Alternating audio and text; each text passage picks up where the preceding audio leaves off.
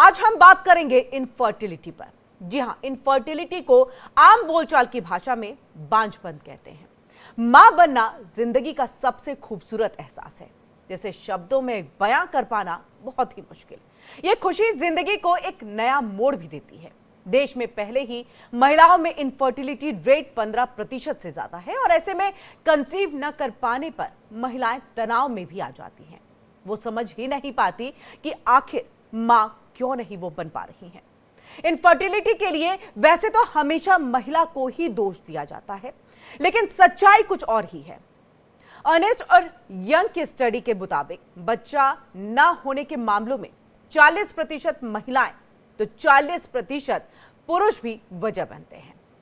अब इसके लिए सिर्फ बढ़ती उम्र को ही जिम्मेदार नहीं ठहरा सकते, क्योंकि एक्सपर्ट्स के मुताबिक आजकल 25 से 30 साल की उम्र में भी ये प्रॉब्लम काफी देखने को मिल रही है। आजकल इनफर्टिलिटी जो रेट है या फिर ये जो समस्या है वो एक आम सी समस्या बन चुकी है। पारंपरिक रूप से इनफर्टिलिटी की समस्या को अक्सर महिलाओं के साथ जोड़ करके देखा जाता है, हालांकि ऐसा है नहीं। हम आपको आज ये बताएंगे कि आखिर महिलाओं और पुरुषों में इनफर्टिलिटी क्यों होती है। हम ये भी आपको बताएंगे कि आखिर इनफर्टिलिटी के कारण क्या होते हैं, इसके लक्षण, इसके इलाज के बारे में भी आपको हम जानकारी देंगे। और इसके लिए सीधे हम रुख करेंगे हमारी खास गेस्ट का, जो कि दिल्ली एम्स की डॉक्टर जूही भारती हैं, स्त्री रोग विशेषज्ञ हैं। आपका बहुत बहुत स्वागत है हमारे इस खास कार्यक्रम में डॉक्टर जूही। और देखिए, जिस तरह से हम बांझपन यानी कि इनफर्टिलिटी की बात कर रहे हैं, जो मुझे लग रहा है अभी दर्शक देख रहे होंगे उनमें कईयों के लिए ये एक बहुत बड़ी प्रॉब्लम होगी। तो सबसे पहले बहुत ही आसान सी भाषा में एक सरल तरीके से हम समझना चाहेंगे इनफर्टिलिटी को। नमस्ते। अगर हम इनफर्टिलिटी की बात करते हैं, जो निसंतानता है, तो वो क्या है, पहले हमें ये समझना है। तो अगर किसी भी शादीशुदा जोड़े को 1 साल कोशिश करने के बावजूद, किसी भी बचाव का प्रयोग करने के बावजूद अगर उनको नहीं हो रही है प्रेगनेंसी, तो उसको हम समझते हैं कि गर्भधारण करने में मुश्किल आ रही है, जिसको हम इनफर्टिलिटी बोलते हैं। और इसमें ये भी समझना है कि अगर वो यंग है, अगर 35 साल से कम की महिला है, यंग कपल है, तो हम फिर भी है कि 1 साल का इंतज़ार करते हैं और फिर हम बोलते हैं कि उसकी कोशिश करने के बावजूद अगर गर्भधारण नहीं हो रहा, तो हम जाँचों की शुरुआत करते हैं। लेकिन जी जैसा कि आपने बताया कि कैसे उम्र की वजह से, बढ़ती उम्र की वजह से मुश्किलें बढ़ती जाती हैं। तो अगर 35 साल से ऊपर की महिलाएँ हैं, तो हम 6 महीने का इंतज़ार करके हम जाँचों कराना शुरू कर देते हैं। अरे डॉक्टर जूही, यहाँ पर हम एज की बात कर रहे हैं, तो मैं थोड़ा समझना चाहूंगी कि किस एज में, अगर हम मान लीजिए 28 में किसी लड़की की शादी होती है, कपल जो होते हैं, अगर उस वक्त 1 साल के बाद वो ट्राई करे, अगर तब भी वो कंसीव ना कर पाए, ऐसे में और कितना इंतजार, क्योंकि देखिए 28 की उम्र बहुत ज़्यादा उम्र नहीं होती है, तो तकरीबन 30-35 तक जाया जा सकता है या फिर नहीं, और उसके पहले ही जो है जांच और इसकी जो शुरुआत है वो हो जानी चाहिए। बिल्कुल। किसी भी उम्र में अगर 35 साल से कम की महिलाएँ हैं हम्म। और शादीशुदा जोड़ा साथ में रह रहा है और साथ में कोई किसी भी तरह का प्रयोग नहीं कर रहा ताकि कंसीव ना हो सके, ऐसे कोई मेथड इस्तेमाल नहीं कर रहा, साथ में रह रहे हैं, नॉर्मल तरीके से प्रेगनेंसी के लिए ट्राई कर रहे हैं और अगर इसके बावजूद 1 साल तक प्रेगनेंसी नहीं होती है, हम्म। तो आपको विशेषज्ञ की सलाह लेनी है। फिर समझना है कि कोई कारण है, उनकी जाँचें होनी हैं। दोनों में, स्त्री, पुरुष दोनों की जाँचें होनी आवश्यक है और उसके बाद हमें उनकी वजह पता लगाना ज़रूरी है। जी डॉक्टर जूही, देखिए इनफर्टिलिटी से जुड़ी कई सारी चीज़ें जो है मिथ हैं, बहुत बातें हैं जो ट्रुथ है। अब इस बात को थोड़ा सा समझाइएगा, क्योंकि मिथ के तौर पर अगर देखा जाए, एक कहते हैं आपका एज बहुत बड़ा फैक्टर होता है, या ट्रुथ के तौर पर इसको भी देखा जा सकता है, लेकिन अब के वक्त में जो डेटा भी हमने यहाँ पर अपने दर्शकों को बताया कि देखिए अब तो 25 से 30 में भी हम देखते हैं कि कई जो लड़कियां हैं, कई जो महिलाएं हैं वो कंसीव नहीं कर पा रही हैं। तो ऐसे में आप क्या सजेस्ट करना चाहेंगी? इसके साथ साथ एक मिथ ये भी है कि देखिए अगर इनफर्टिलिटी है, यानी कि कोई महिला, कोई लड़की जो है माँ अगर नहीं बन पा रही है, तो ऐसे में सिर्फ दोष जो है उस महिला को ही दिया जाता है, फीमेल को ही दिया जाता है, पुरुष को नहीं देते हैं। जबकि अब इन चीजों को लेकर के काफी सच्चाई जो है सामने आई। हम चाहेंगे कि इस बात पर भी थोड़ा सा आप रोशनी डालें कि आखिरकार कितने प्रतिशत जो है पुरुष में भी दिक्कतें जो है वो हो सकती हैं। डॉक्टर जूही, आपकी आवाज नहीं आ रही है, अनम्यूट करने की जरूरत पड़ेगी, हो सकता है। अ, जी अब आ अभी रही आ है। रही है? जी बिल्कुल अब आ रही है। सो इनफर्टिलिटी के कारणों में स्त्री और पुरुष दोनों में प्रॉब्लम्स हो सकती हैं। हम्म। जैसे कि सिर्फ स्त्री और सिर्फ पुरुष देखते हैं, कुछ कारण ऐसे होते हैं जिनमें सिर्फ एक में कुछ प्रॉब्लम्स है, और कभी-कभी वो संयुक्त रूप से कुछ परेशानियाँ पुरुष में है, कुछ स्त्री में है। ऐसे में आप समझो कि कम से कम 50% में संयुक्त रूप से प्रेज़ेंट होता है। और अगर 20% में लगभग सिर्फ पुरुष एक कारण होता है जिसमें कि उनमें कुछ बीमारियाँ हैं या उनमें हमें कुछ ट्रीटमेंट देने की ज़रूरत है। बाकी में महिलाओं का है, लेकिन जाँचों के बावजूद 10 से 15% ऐसे भी लोग होते हैं, जिनमें ना हम स्त्री में, ना हम पुरुष में कोई कारण स्पष्ट रूप से सामने नहीं आ पाता। उसको हम्म। हम बोलते हैं अनएक्सप्लेन्ड इनफर्टिलिटी। सो सबका ये एक मुझे तरह लग रहा है डॉक्टर के लिए वो वक्त होता होगा कि आप पेशेंट की प्रॉब्लम को समझ तो रहे हैं लेकिन उसका समाधान सोल्यूशन जो है वो नहीं बता पा रहे, क्योंकि कहीं ना कहीं इस की बात को आप भी नहीं समझ रहे कि कमी कहाँ है। बिल्कुल। जो मोटे-मोटे तरीके से अगर समझा जाए, एक प्रेगनेंसी होने के लिए हम्म। एक महिला का जो गर्भाशय है, उनका सही से काम करना ज़रूरी है। साथ में अंडाशय है, जिनमें हर महीने मासिक होता है, अंडाशय से अंडा रिलीज़ होता है, और उनको 2 नलियाँ होती हैं, फ़ैलोपियन ट्यूब्स, वो उन अंडों को पिक करके, और साथ में जो पुरुष हैं, उनसे शुक्राणु आते हैं और उनके मिलन जी। और जो आगे जाके चिपकता है और प्रेगनेंसी होती है। तो इनमें से किसी भी स्टेज में अगर प्रॉब्लम हो, स्त्री में या पुरुष में, या फिर दोनों के जो सारे जो फंक्शंस होनी है, मिल के जो मिलना है और भ्रूण है एक अच्छा, वो नहीं हो पा रहा है, उसमें अनएक्सप्लेन्ड चीज़ें भी हैं जो हम बाकी जाँचों से नहीं पता कर सकते हैं। जी। ठीक है? अ, और दूसरी बात जहाँ तक कि ऐज की थी आपने, तो डेफ़िनेटली आजकल जो आज के समाज में है, दोनों ही महिलाएँ और पुरुष करियर ओरिएंटेड हो रहे हैं। हम सोचते हैं कि पहले हम सेटल हो जाएँ, पहले हम अपना करियर बना लें और उसकी तरफ प्लानिंग करें। तो अब क्या है कि ऐज जो है वो तो बढ़ती जाती है। हम्म। उसके साथ-साथ पुरुषों में भी ऐज का असर होता है, थोड़ा कम स्पीड से होता है। महिलाओं में लेकिन अगर हम देखें तो 35 साल के बाद तो डेफ़िनेटली अंडाशय की जो अंडों की क्वालिटी है, वो कम होती जाती है। जी। लेकिन 35 साल की बात तो पहले से चली आ रही है। लेकिन अगर आज के ज़माने में देखें तो जो जीवन शैली में जो परिवर्तन आया है, जो खान-पान में जो वज़न बढ़ना या जो प्रदूषित एनवायरनमेंट है हमारा, बहुत सारी चीज़ें हैं जो हमें पता भी नहीं क्या-क्या कारणों की वजह से आजकल 30 साल और 30 साल से ज़्यादा में ही जल्दी-जल्दी अंडाशय की जो क्वालिटी है उन पे असर पड़ रहा है और प्रेगनेंसी में दिक्कतें आ रही हैं।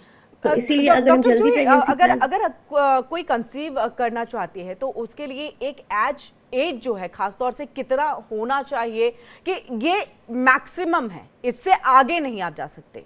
तो अगर इससे आगे जाएंगे तो आपको कई सारे जो प्रॉब्लम्स है उसको फेस करना पड़ेगा, कंसीव करने में आपको मुश्किल होगी, इनफर्टिलिटी भी जो है उसके शिकार आप हो सकते हैं। ऐसे में इस एज में जो है आप कहीं ना कहीं जो है इस प्रोसेस को अपना करके कंसीव कीजिए ताकि मां बनने का सुख जो है वो आपको मिल सके, एक कपल को पेरेंट्स बनने का सुख मिल सके। बिल्कुल, तो 35 साल के बाद जो हमारा रास्ता है वो मुश्किल होता जाता है। अगर हम समझें तो 35 साल के पहले फिर भी हमें लगता है कि सब चीज़ें स्मूथली होने के चांसेस ज़्यादा हैं। 35 साल के बाद जब चीज़ें बढ़ती हैं तो प्रेगनेंसी जब होती है तो प्रेगनेंसी में बाकी कॉम्प्लिकेशंस, एक तो प्रेगनेंसी होने में मुश्किलें आती हैं, और प्रेगनेंसी जब होती है तो वो जर्नी भी कॉम्प्लिकेटेड होता है। जैसे कुछ जेनेटिक प्रॉब्लम्स होने लगती हैं, बच्चों में कुछ प्रॉब्लम्स हम्म। ट्रांसमिशन होने के चांसेस हैं, या मदर को भी बाकी डिजीज़ेज़, मेडिकल डिजीज़ेज़ जो हैं, बीपी बढ़ना, शुगर बढ़ना, वो सब चीज़ें प्रेगनेंसी में कॉम्प्लिकेट होती हैं। हम्म। तो हमारा यही रहता है, किसी भी आप डॉक्टर से बात करें विशेषज्ञ से, तो अगर 35 साल के पहले प्रेगनेंसी प्लान कर लें तो वो बेहतर है। 35 ईयर्स। अच्छा, आपने यहाँ पर जेनेटिक चीज़ों की बात की, हमने देखा है कि कई सारी जो बीमारियां हैं जेनेटिक है, चाहे हम शुगर कह लें, ब्लड प्रेशर भी कहीं ना कहीं जो है इसमें आता है, तो क्या ये इनफर्टिलिटी भी जेनेटिक हो सकता है? इनफर्टिलिटी में बहुत कम कारण है जो जेनेटिक होता है। अगर हमारा है जो हमारा इनफर्टिलिटी है, तो वो अगर कोई इनफर्टाइल है तो खुद ही प्रेगनेंसी होने में मुश्किल आती है। हम्म। लेकिन अगर हम आधुनिक तकनीकों की सहायता से, ख़ास करके जो पुरुषों में अगर वो शुक्राणु नहीं बन रहा, उनमें कुछ जेनेटिक प्रॉब्लम्स है और हम आधुनिक तकनीकों से वो निकाल के और प्रेगनेंसी कर देते हैं, तो वो चीज़ बच्चे में भी ट्रांसमिट होता है। तो हम्म। ये हम किसी भी ट्रीटमेंट के पहले हम उनको समझाते हैं, बताते हैं, और अगर ऐसे केसेस में फिर अगर चाहें तो फिर डोनर का ऑप्शन होता है, ताकि अगर जी। कुछ नोन चीज़ पता है तो हम फिर डोनर ले सकते हैं। लेकिन उसके अलावा कुछ और चीज़ें हैं जो जेनेटिक होती हैं या एसोसिएशन होते हैं, तो उनमें जैसे पीसीओएस है या एंडोमेट्रियोसिस है, अगर किसी को हो रही फैमिली में तो आगे चल के बच्चों को भी होने की रहता है खतरा। जी। डॉक्टर जूही, आपने यहाँ पर देखिए एक आधुनिक तकनीक की बात की, जिसके अंतर्गत अगर हम ये कहें कि आईवीएफ, जो आपने ये भी कहा कि फिर जो है आप कहीं ना कहीं से एक तरह से अडॉप्ट कर सकते हैं, तो ये एक आप माँ बनने का सुख प्राप्त कर सकते हैं। लेकिन खास तौर से मैं आईवीएफ के बारे में जानना चाहूंगी, क्योंकि आज के वक्त में, आज के दौर में अगर देखा जाए तो कई कपल्स जो हैं आईवीएफ की तरफ जाते हैं जब वो नॉर्मल तरीके से, नेचुरल तरीके से कंसीव नहीं कर पाते हैं। लेकिन उससे पहले नेचुरल तरीके से कंसीव नहीं कर पाने के पीछे में वजह जो है एक इसके साथ साथ खासतौर से जो आप कह रही हैं कि लाइफस्टाइल है, खान पान सही से नहीं हो रहा है, स्ट्रेस है, ये सारी चीज़ें हैं। सिम्टम्स आपको क्या खासतौर से एक देखने को मिलते हैं? ओके। तो अगर हम देखें महिलाओं में जो इनफर्टिलिटी की तरह जो महिलाएं आती हैं, तो उनमें माहवारी की प्रॉब्लम हो सकती है। तो माहवारी का सबसे जो हमारा सामान्य आजकल जो बहुत आम हो गया है, पीसीओएस कहते हैं, जो जी। किशोरावस्था में भी काफ़ी ज़्यादा कॉमन हो गया है। हम्म। और इसीलिए हम सबको जागरूक होना है कि कैसे बेटियों को, और जो भी 10 से 19 साल की जो उम्र है, उसमें किसी का अगर वज़न बहुत ज़्यादा जल्दी-जल्दी बढ़ रहा है, चेहरे पे बाल आना, मुहासे आना, और बाकी जो बॉडी पार्ट्स हैं जैसे पीठ पे, पेट पे, छाती पे जब अत्यधिक बाल आने लगते हैं, ये भी एक तरह का लक्षण है। हम्म। या फिर जो महीना देरी-देरी से आता है, जैसे कि अगर हमारा नॉर्मल जो माहवारी है, वो 21 से 35 दिन में आ जाना चाहिए। नॉर्मल आप समझिए 28 दिन की साइकिल होती है, पर तो भी 1 सप्ताह आगे-पीछे चलता है। बट किसी को अगर उससे भी ज़्यादा देरी-देरी से मासिक आ रहा है, तो ये सब चीज़ें हमें दिखाती हैं, लक्षण है कि पीसीओएस है, जिनमें अंडाशय तो है, बट उसमें अंडे जो बनने की जो प्रक्रिया है, वो हर महीने नॉर्मल तरीके से नहीं होती, और हम्म। इसीलिए आगे जाके इनफर्टिलिटी होने के चांसेस होते हैं। जी। इसी तरह से एक और कारण है जो एंडोमेट्रियोसिस है। तो जब माहवारी की प्रॉब्लम की बात हो रही है, तो हम्म। एक तो हुई पीसीओएस जिसमें कि माहवारी देरी-देरी से आ रहा है, और ये सारी अलग लक्षण है जो मैंने अभी जस्ट बताया। इसके जी। अलावा एंडोमेट्रियोसिस, तो नॉर्मली माहवारी में सबको दर्द होता है, थोड़ा बहुत दर्द सबको होता है, और दर्द की बिल्कुल, दवाइयाँ ले किसी लेते किसी हैं, को कुछ लोग डॉक्टर जो दर्द ही की। देखा जाता है कि बहुत ज्यादा दर्द होता है, बहुत पेन होता है, जिसे हम बहुत नॉर्मल लेकर के चलते हैं कि हाँ, ऐसे वक्त में ये चीजें होती हैं कि चलिए बिल्कुल। कहीं ना कहीं एक जो ब्लड जो यानी कि माहवारी हो रही है, तो वो कहीं ना कहीं आपका हार्ड हो गया है, उसका एक थक्का टाइप का जम गया है, वो निकलने में जो है वो दिक्कत आ रही है। तो ऐसी चीजें कई होती हैं। क्या हम इसको बहुत नॉर्मल लेकर के चल रहे हैं, या ऐसे में हमें डॉक्टर की सलाह लेनी चाहिए? वही। तो अगर माहवारी में जो दर्द हो रहा है वो महीने के पहले दूसरे दिन पे हो रहा है, फिर थोड़ा आराम मिल जा रहा है उसके बाद, और उसके अलावा और कोई परेशानी नहीं है, महीने के जो बहाव है वो ठीक है, हम्म। तो उसको नॉर्मल मान सकते हैं, वो नॉर्मल होता है। लेकिन वहीं अगर हमें समझना है कि अगर यही दर्द बहुत ज़्यादा है, और वो माहवारी के 2-3 दिन पहले से शुरू हो जाता है दर्द, और पूरे टाइम रहता है महीने के वक़्त, और उसके साथ-साथ माहवारी में बहाव बढ़ जाता है, और ये दर्द सिर्फ पेट में नहीं रहता, ये जैसे कि आपको अगर यूरिन पास कर रहे हैं, मोशन पास कर रहे हैं, उन सब में भी तकलीफ होती है। हम्म। किशोरावस्था में उनको साथ में जी मिचलाना, ये सब चीज़ें भी साथ में रहती हैं। तो ये चीज़ें एंडोमेट्रियोसिस की तरफ हमें दर्शाता है कि हम्म। इनको एंडोमेट्रियोसिस के लिए हमें ये चेकअप करना है। तो वैसे में ज़रूर विशेषज्ञ से मिलिए, ताकि चीज़ें अगर कंट्रोल में हम कर सकें, पहले से नियंत्रण में रख सकें। हम्म। ये नहीं कि सीधे बहुत बड़ी गाँठ बन जाए जो हम चॉकलेट सिस्ट बोलते हैं, या फिर बीमारी फैल जाए बाकी सब जगह जो हमारी यूट्रस के बाहर, और फिर चीज़ें आउट ऑफ कंट्रोल, और प्रेगनेंसी होने में काफ़ी दिक्कतें होती हैं बाद हम्म। में। बिल्कुल डॉक्टर जूही, ये बहुत ही ऐसी जानकारी आपने दी है जिससे कहीं ना कहीं जो हमारे व्यूवर्स हैं, हम सब हैं, बहुत आराम से उसको बहुत कैजुअल लेकर के चीज़ें चलते हैं कि ठीक है, माहवारी में दर्द अगर है, उसमें मोशन में अगर कोई प्रॉब्लम आ रही है या यूरिन पास करने में कोई दिक्कत है, तो नॉर्मल है। इस चीज़ को हम उतना नहीं मानते हैं कि डॉक्टर के पास हमें जाके दिखाना चाहिए, लेकिन दिखाना चाहिए। नहीं दिखाएंगे तो फिर बाकी रोगों से जो है वो आप ग्रसित हो जाएंगे। डॉक्टर जूही, आपने यहाँ पर चॉकलेट सिस्ट की बात की है। मैंने देखा है कि कई बार जो है एक फेब्रॉइड सिस्ट ये सब हो जाना, ये भी कहीं ना कहीं आपके कंसीव होने से आपको रोकता है, वो भी एक बहुत बड़ी दिक्कत है। क्यों होते हैं ये, इस बारे में तो कोई भी जानकारी अब तक नहीं दे पाए, लेकिन ये हम आपसे थोड़ा समझना चाहेंगे कि अब अगर इसके बारे में कुछ और पता चल पाए कि आखिरकार ये सिस्ट क्यों हो रहा है, फेब्रॉइड क्यों होता है, आफ्टर ऑपरेट करने के बाद भी ये वापस से बढ़ने लगता है, तो ये सारी चीज़ें क्यों हैं, और अगर इसे रोकना है तो कैसे रोका जा सकता है? जो फाइब्रॉइड होते हैं बहुत तरह के होते हैं, ज़रूरी नहीं कि हर फाइब्रॉइड से प्रॉब्लम ही हो। हम्म। अगर हम सबका अल्ट्रासाउंड कराने लग जाएँ तो लगभग बहुत सारे लोग हैं, 50% से ऊपर कुछ न कुछ छोटा से बड़े फाइब्रॉइड साइज़ के मिल सकते हैं।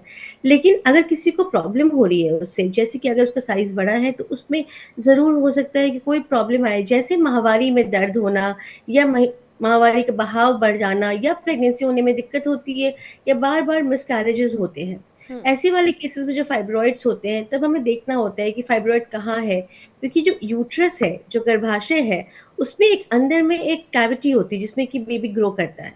उसके बाहर उसकी मसल की लेयर होती है और उसकी बाहर की ऊपरी परत होती है। तो अगर बाहरी परत की तरफ अगर फाइब्रॉइड है तो कोई तकलीफ जनरली होती नहीं है। हम्म। अगर अंदर की तरफ है तो हमें ज़रूर ऑपरेट कराना है। ऑपरेट कराए बिना उसमें फिर नॉर्मल प्रेगनेंसी होने में दिक्कत आती है। जी। लेकिन लेकिन क्या यही ऑपरेट बात कराने के बाद डॉक्टर जूही, मतलब एक कंफर्म डॉक्टर ये कह सकते हैं कि अब आप जो नेचुरल कंसीव है वो कर लेंगे? बिल्कुल, अगर हमने उसको निकाल दिया और बाकी चीज़ें ठीक है, तो नेचुरल प्रेगनेंसी हो जाती है। हो जाती है। जी, हाँ, उनके लिए डॉक्टर जी, हुँ, अपनी बात को कंप्लीट करिएगा मैम। अगर बाकी चीज़ें ठीक हैं, नलियाँ ठीक हैं, अंडाशय के फंक्शन ठीक है और हमने उस रसौली को निकाल दिया तो ठीक हो जाता है। लेकिन हाँ, आपने ये बिल्कुल सही बोला कि बार-बार दोबारा होने की टेंडेंसी होती है। तो एक टेंडेंसी होती है कुछ महिलाओं में जिनमें जो हार्मोन्स हैं, एस्ट्रोजन की जो है, वो लेवल्स थोड़े ज़्यादा होते हैं और हुँ। उनको एक समझिए कि उनमें वो टेंडेंसी है ज़्यादातर फाइब्रॉइड्स होने की, ब्रेस्ट में कुछ प्रॉब्लम्स हो मल्टीपल चीज़ों की उनकी टेंडेंसी रहती है। हुँ। अगर हमने निकाला तो दोबारा हो सकता है। तो एक तो सही तरीके से सर्जरी कराना ताकि इसको पूरा निकाल सकें और दूसरा फिर जल्दी प्लान कर लें प्रेगनेंसी। जब भी हम सेफ बता रहे हैं कि 3 महीने बाद, 6 महीने बाद आप प्रेगनेंसी प्लान करिए और प्रेगनेंसी जल्दी प्लान करना, बहुत डिले नहीं करना कि दोबारा फाइब्रॉइड हो जाए, फिर मुश्किलें आएँ। तो वो सब कंडीशन पे डिपेंड करता है, सब अलग-अलग तरीके से प्रेज़ेंट करते हैं। बिल्कुल। अब जिस तरह से हम आधुनिक तकनीक की बात कर रहे थे कि आखिरकार देखिए, अगर आप नेचुरल कंसीव नहीं कर पा रहे हैं, लेकिन हर कपल को पेरेंट्स बनना है, वो अनुभव लेना है, वो खुशी जो है अपने घर में लेकर के आनी है। ऐसे में अब के वक्त में तकनीक इतनी ज़्यादा आधुनिक हो गई है डॉक्टर जूही, आप इस बारे में ज़्यादा हमें डिटेल में बता पाएंगी। आईवीएफ से लेकर के अन्य चीज़ें, तो क्या-क्या है ऐसी तकनीक जिसके ज़रिए जो है कोई भी अभी अगर पेरेंट्स नहीं बन पा रहे हैं, नेचुरल वे में नहीं बन पा रहे हैं, तो इन तकनीकों के सहारे से जो है पेरेंट्स वो बन सकते हैं? यस, सो आईवीएफ जो है इन विट्रो फर्टिलाइजेशन, जिसको सामान्य लैंग्वेज में लोग टेस्ट ट्यूब बेबी बोलते हैं। हुँ। तो ये एक प्रक्रिया, एक आधुनिक तकनीक है जिससे कि काफ़ी ज़्यादा प्रॉब्लम्स हैं जिनको कि हम सरपास कर सकते हैं। अगर ट्यूब नहीं भी काम कर रही है ठीक से, तो भी हम प्रेगनेंसी के लिए हम इस मेथड से जा सकते हैं। हुँ। तो इसमें क्या होता है कि हम लैब में, प्रयोगशाला में काम कर रहे हैं। तो इन जो प्रक्रिया है वो लगभग 2 से 3 हफ्ते लग जाते हैं। जो महिलाएँ हैं उनको इंजेक्शंस लेने पड़ते हैं ताकि उन इंजेक्शन से हम उन अंडाशय को स्टिमुलेट करते हैं ताकि उनमें ज़्यादा, नॉर्मली 1 महीने में 1 अंडा बनता है। तो हमने इंजेक्शंस द्वारा थोड़े ज़्यादा अंडों को बनाया, उनके नंबर्स बढ़ाए और जब एक लगभग 10 दिन में, 11 दिन में वो जब हमारे रेडी हो जाते हैं, तो हुँ। हम उनको बेहोशी देकर लैब में, ऑपरेशन थिएटर में उनको हम पंक्चर करके निकाल लेते हैं उस फ्लूइड को। जी। और जब हम लैब में, फिर हमारे एम्ब्रियोलॉजिस्ट होते हैं जो लैब में उनको अंडाशय, उन जो अंडे होते हैं उनको निकाल के और उसी दिन हस्बैंड के एक डिश में, समझ लीजिए एक टेस्ट ट्यूब नहीं होता, डिश में उसको एक मिलन होता है, फर्टिलाइज़ेशन बोलते हैं। तो उसको मिक्स करते हैं, एक एनवायरनमेंट मिलता है जो बिल्कुल नेचुरल बॉडी की तरह मिमिक करना होता है। तो सब चीज़ें काफ़ी डेलिकेटली हैंडल करना होता है। हुँ। लैब में वो कंडीशंस काफ़ी ऑप्टिमम रखनी होती हैं। तो उसके बाद हम धीरे-धीरे 4 से 5 दिन में वो भ्रूण बन के तैयार होता है लैब में और उस भ्रूण को फिर हम वापस से फिर गर्भाशय में वापस ट्रांसफ़र कर सकते हैं, जिसको हम बोलते हैं एम्ब्रियो ट्रांसफ़र।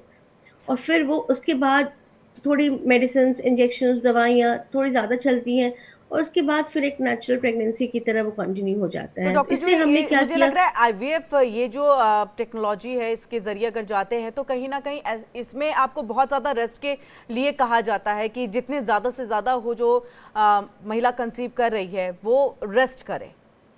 क्या ऐसा है?